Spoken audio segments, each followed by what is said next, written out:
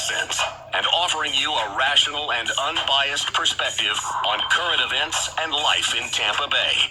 Online at consumerqb.com. All right, welcome back. Brandon Rhymes here in studio. Dr. Scott Anderson with us, ARC of TampaBay.com, Addiction Recovery Care of Tampa. Talking about DUIs and some of those questions around that. Should you blow or should you not?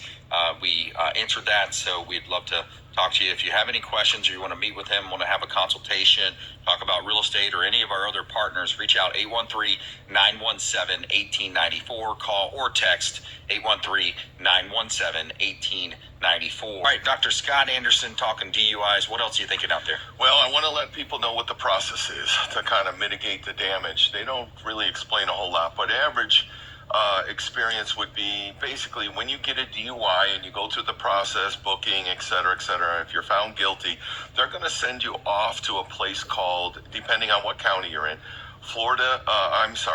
DUI counterattack. There's Florida First, Florida Safety Council, North Florida. There's a whole bunch, but they're basically DUI assessments in schools, where they're going to put you through a series of classes. Usually you do a 2-day class on the weekend and a 3-day class for level 2, meaning multiple offenses.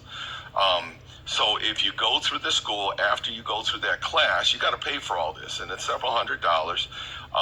They're going to evaluate you and assess you. And this is one of the most confusing parts, is because sometimes they'll recommend treatment, and then they'll recommend without requiring, and then they will say no treatment. The no treatment in the recommendation for treatment is very clear, but people get confused about the recommended, not required. Now, DUI can't require any treatment, but the DMV can and probation can. So in the court's eyes, if you get a recommended but not required, you're going to go do some form of treatment. They call it treatment. I call it treatment service hours because what we do as facilitators, there's a list of providers, of about 20-some providers in Hillsborough County. And what happens is DUI, once they assess that you're recommended for treatment, they'll give you a list and then you pick one of those providers. Then you contact that provider. What they're going to do is schedule an evaluation and assessment to determine what level of care you should be, if you need treatment, and duration of stay. So that is usually about $75, at least with us. And then what'll happen is, on average, because you have to do the evaluation first, but I can say over the years, on average, level 1 is about 8 visits or 8 weeks, 16 hours worth of education and or treatment, including drug screens and labs. If you have a DUI card, a marijuana card, that's not applicable to treatment. You're going there to be assessed for addiction.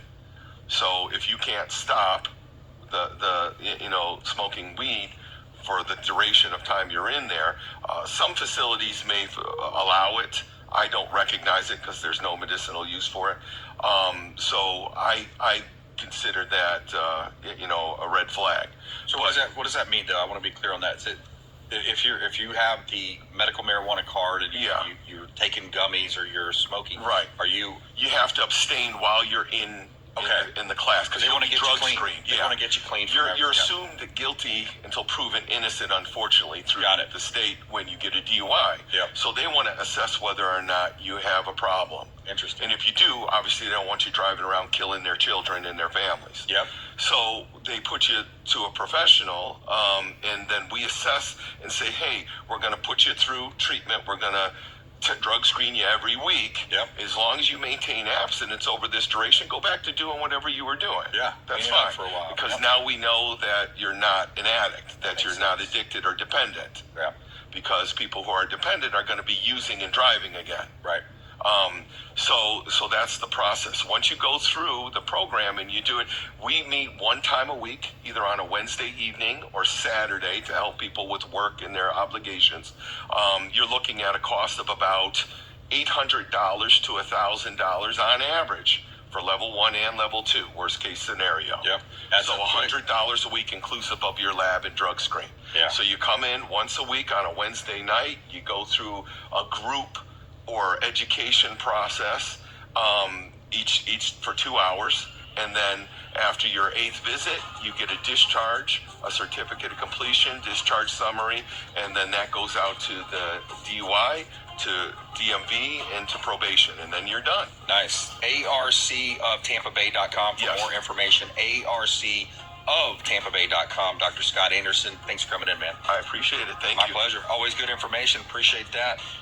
Reminder about our party coming up Thursday, the 22nd, 6 o'clock, Crown and Bull. And please go out there and consider committing a random act of kindness. Do something kind for one another. Be a force for good in the community. And we'll see you next time here on the Consumer Quarterback Show, consumerqb.com.